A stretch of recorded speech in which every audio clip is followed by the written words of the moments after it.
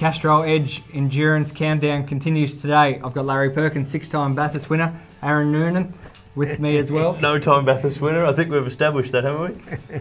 We're looking today at car number 6, the Dunlop Super Dealers Falcon of Stephen Richards and young James Moffat.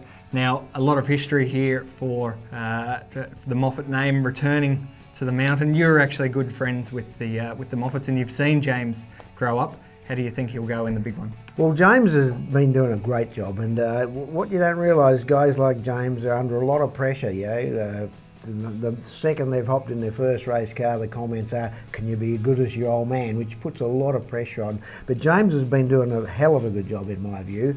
A lot of question mark on this entry is going to be with Stephen Richards, and Stephen's had a year that he would want to forget, I think, and we've seen a lot of errors from Stephen, and I think in this case it's going to be Stephen. Can you hand back to James with the car in good shape all the time? Yep. What's your take? I think the team have let Stephen down on a couple of occasions too. I mean, they forgot to put the air bottles on at Queensland Raceway for a pit stop, so they've had a few dramas, but they're coming to grips with it. They're getting there, because at Townsville they had their 3 FPR run cars, Richards, Winterbottom and Dumbrell, in the top 5. So when things are right, they've taken a new direction with Frosty's car and the like. They look like they're starting to make some headway. They were lost there for a little while. I don't think they have the absolute pace of car 5 from that team. Winterbottom's proven himself to be really quick around the mountain in particular. But I think at the Enduros, and Larry might disagree or agree, I'm not sure, we'll find out what he thinks. The drivers who have struggled, we know what Richo's capable of. He's won this race, he did many great years for your team.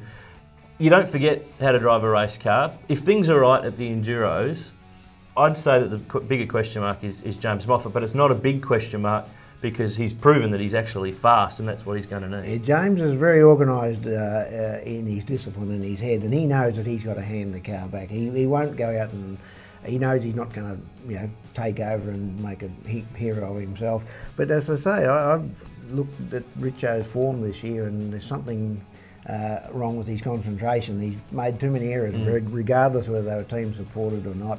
And that to me is not good. When you're a top line driver, you should make no mistakes. But what can they do? What can we expect from them at Bathurst? I mean, the synergy's great.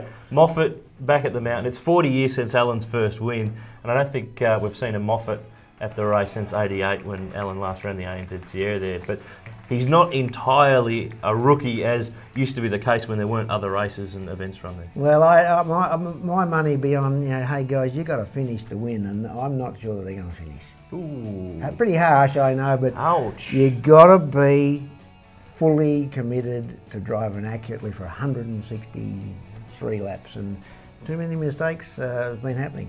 Well, if they concentrate for 163, they'll be all right, because the race is 161. So they've got two laps stored up their sleeve. Okay, counting the warm-up lap, perhaps. Yeah, okay, yeah, and formation lap. But I think they're capable. I mean, if cards fall their way, Winterbottom's the guy that we'll all be looking for from FPR, but they're capable to run in the top 6 or 7. And if the luck bounces their way, who knows? That's car number 6, Stephen Richards and James Moffat. The Castrol Edge Endurance Countdown continues tomorrow.